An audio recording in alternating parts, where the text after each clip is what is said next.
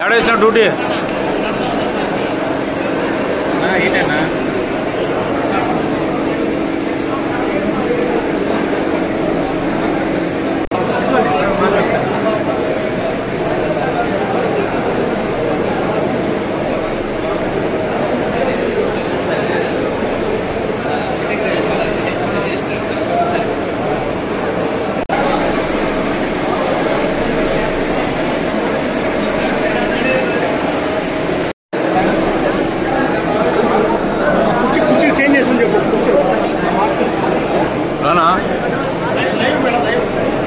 రానా stage దగ్గరికి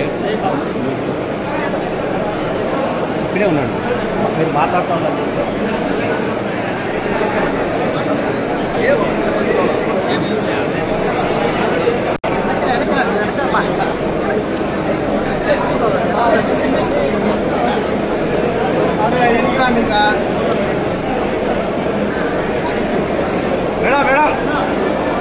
ఎందుకు నివాళులు అర్పించరా చంద్రబాబు నాయుడు రావాలి కదా కెమెరా ఇటు దీపా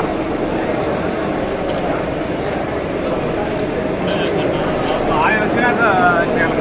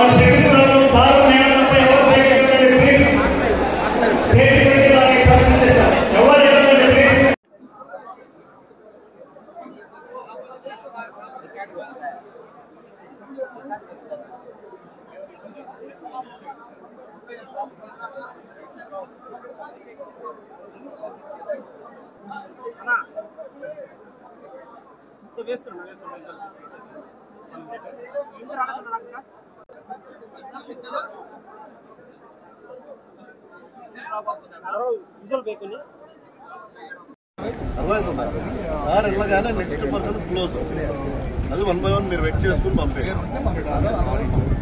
ఈ ఇవన్నీ క్లోజ్ ఉంటాయి కదా బయట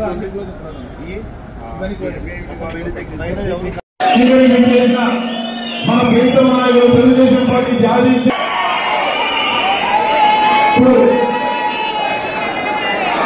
స్వర్గీయ నందమూరి తారక రామారావు గారికి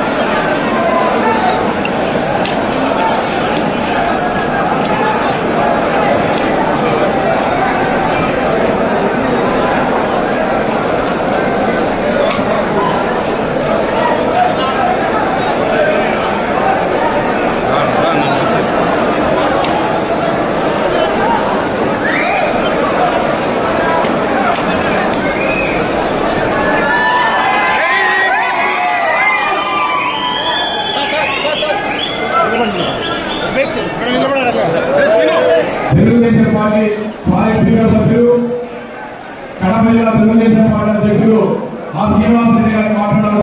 వచ్చిన మన ముఖ్యమంత్రి జాతీయ పార్టీ అధ్యక్షులు నారా చంద్రబాబు నాయుడు గారికి స్వాగతం. 1982లో మార్చి 29వ తేదీ తెలుగుదేశం పార్టీ ఆవిర్భవించి ఇప్పటికీ దాదాపు 43 సంవత్సరాలైంది. సమాజమే దేవాలయం, పేద ప్రజలే దేవుళ్ళనే నినాదాన్ని దేశవ్యాప్తంగా ప్రసిద్ధిగాంచిన మన కీర్తి చేసిన 2 రూపాయల కిలో బియ్యం, జనతా వస్త్రాలు,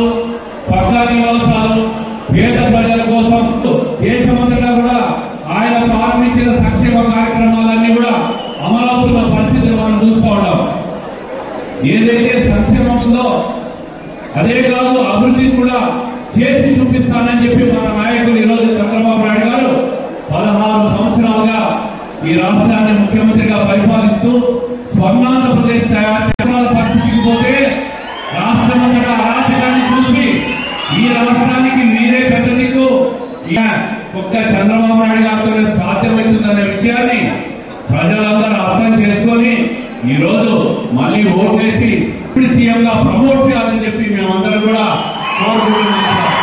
దీనివల్ల పార్టీకి బ్రహ్మాండమైన భవిష్యత్తు ఉంటుంది. ఐటీ రంగానికి కానీ పారిశ్రామిక రంగానికి కానీ అనేక సంస్థలు రాష్ట్రాన్ని తీసుకొచ్చే దాంట్లో కానీ ఆయన చేస్తున్న కృషిని ప్రజలుగా తమరు చేస్తారని ఆశిస్తూ తప్పుగా మాట్లాడింటే మన్నించవలసిందిగా కోరుకుంటూ తమరు ప్రసంగించవలసిందిగా కోరుకుంటున్నాం. మొత్తం కార్యక్రమం చేసుకోవాలన్నది మనందరూ అదృష్టంగా నేను భావిస్తున్నా. నందమూరి కార్యక్రమాలు పెట్టేటువంటి పార్టీలో మనందరం ఎంతో క్రమశిక్షణగా ఈరోజు ఉన్నాము. మన రాష్ట్రం కాదు, మన నియోజకవర్గము ఇంతకుముందు ఎట్టి రామేది.